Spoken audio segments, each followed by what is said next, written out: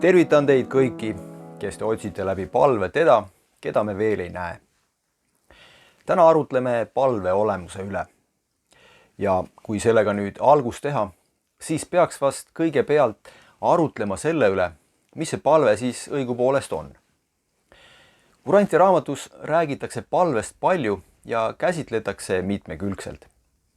Kui seda nüüd vahendada, siis võiks öelda, et palve on inimese vaimse olemuse siiras ja usaldav suhtlus looja kõikjal viibiva vaimuga. Või siis palve on vaimse osaduse vorm, mis viib arukale palveldamisele. Tõeline palvetamine on siiras taeva poole sirutumine oma ideaalide saavutamiseks. Palve on hingepuhang ja peaks andma meile püsivust püüetes selgitada välja isa tahet. Palve on kahjuliku enesesse süüvimise vastand. Palve on vaimuelu hingus inimsoo ainelises tsivilisatsioonis. Palve on lapse siiras ja igatsev pilk oma vaimisa poole.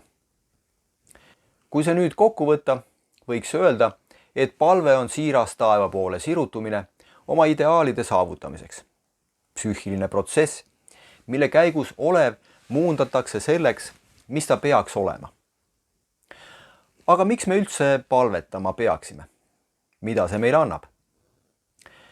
Vastates sellele küsimusele võib kohe välja tuua selle, et palve annab meile meelerahu, rõõmsat meelt, rahu, julgust, enesevalitsust ja õiglast meelt.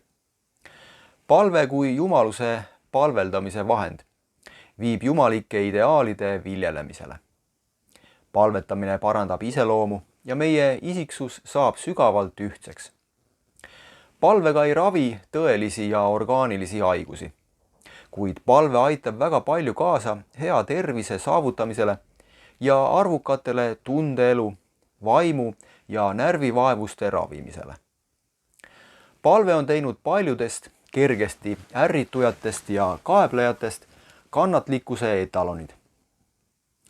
Siiras, usust kantud palve on vägev jõud isikliku õnne, enesekontrolli, harmoonilise ühiskonna, kõlbluse arengu ja vaimuvara saavutamiseks. Puht inimliku tegevusena, dialoogina oma alter egoga, kujutab palve endast kõige tõhusamat viisi jõuvarude mobiliseerimiseks, mis on tallel inimmeele alateadvuses. Palve mõju palvetaja isiklikele vaimsetele kogemustele ei sõltu palveldaja intellektuaalsest taipamisest, filosoofilisest meeleteravusest, sotsiaalsest või kultuuritasemest või muudest surelikest saavutustest. Pole teist viisi, kuidas iga inimene võiks nii tõhusalt ja otseselt läheneda selle maailma lävele, kus ta saab suhelda oma loojaga, looja reaalsusega, oma sisimas elava vaimu ehk mõttekohandajaga. Tõeline palve toob vaimset kasvu, muudab hoiakuid ja annab rahulduse, mida pakub osadus jumalikkusega. Jumal vastab meie palvele, ilmutades meile rohkem tõde ning suurendades meie võimet hinnata ilu ja mõista headust. Aga kuidas palvetada? Milline on see õige ja tõhus palve, võiks küsida. Palve peab olema ühenduses isiklike vaimujõududega ja maailma aineliste juhendajate tahte ja tegudega. Ei tasu paluda Jumalal oma probleeme lahendada. Paluge tarkust ja vaimujõudu, et need ise lahendada. Palve on tõhus, esiteks, kui vaatame probleemidele siiralt ja julgelt. Me peame olema visad. Teiseks, tuleb teha kõik, et olukorda ise parandada. Me peame olema usinad. Kolmandaks, me peame loovutama iga soovi ja ihaluse vaimse kasvu muundavasse embusesse. Peame olema kogenud tähenduste täiustumist ja väärtushinnangute ülenemist. Neljandaks, me peame kogu südamest soovima täita jumalikku tahet. Peame hakkama otsustama. Viiendaks, me ei soovi üksnes isa tahet täita, vaid oleme asunud selle tegelikule täitmisele. 6. meie palve on suunatud ainuliselt jumalikule tarkusele, mis lahendab paradiisi tõusul ette tulevad puhtinimlikud probleemid jumaliku täiuslikkuse saavutamisele. Ja 7. meil peab olema usku, elavat usku. Jeesus õpetas, et tõhus palve peab olema isetu, mitte ainult iseenda jaoks, uskuv, usule vastav, siiras, puhtast südamest, arukas, et seda tehtaks selge arusaamisega ja usaldav, et seda tehtaks Isa targale tahtele alludes. Olgu meie tõelised palved alati salajased. Ärgem laskem teistel inimestel oma isiklikke palveid kuulda. Hingepalve on isiklik asi. Palve saada maisel eluteel jumalikku juhatust jääb tähtsuselt alla vaid palvele õppida tundma Isa tahet. Paluda tasub väärtusi, mitte asju, arengut, mitte rahuldust. Inimene peaks alati palvetama ega tohiks heituda. Palvetes peab olema püsiv, et oma maist suhtumist muuta ja hinge avardada. Me ei tohiks unustada rääkimast nagu poeg oma isaga ka siis, kui meie hingega on kõik korras. Sõnad ei ole palves olulised. Need on vaid intellektuaalne kanal, milles vaimse palve jõgi juhtumisi voolab.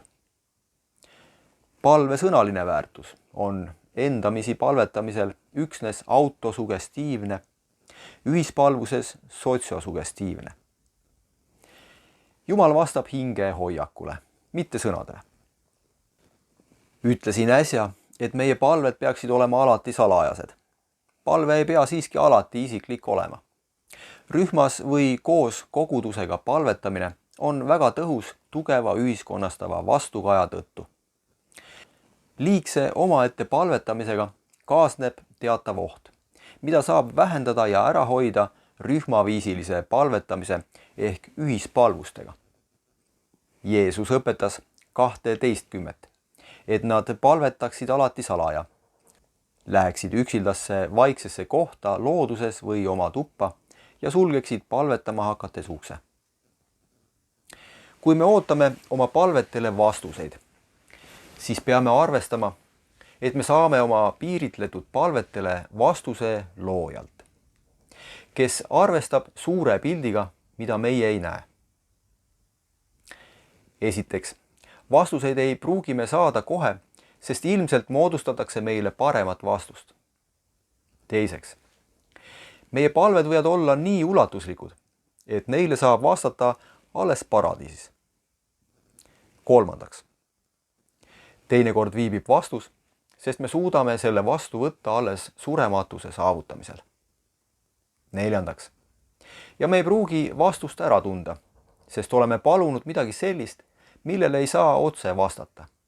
Kuna vastajad on vaimsed, on ka vastused vaimsed. Viiendaks, vastuseid saab aga vaid siis, kui palved on sündinud vaimust ja toidetud usuga, kuid ärgem mingil juhul kõhelgem neid esitamast. Vastused ei anta ka üldse, kui inimene on paheline. Iga palve siirus kindlustab selle kuuldavõtmise. Iga palve vaimne tarkus ja kooskõla universumiga määrab, millal, mil viisil ja mil määral sellele vastatakse. Kui me oleme aga täielikult pühendunud taevas Isa tahte täitmisele, saavad kõik meie palved vastuse. Kui soovite kedagi kindlat, kelle poole palves pöörduda, siis tasub mõelda nii, et me palveldame Jumalat ehk taevast Isa. Palves pöördume Poja poole ja suhtleme temaga.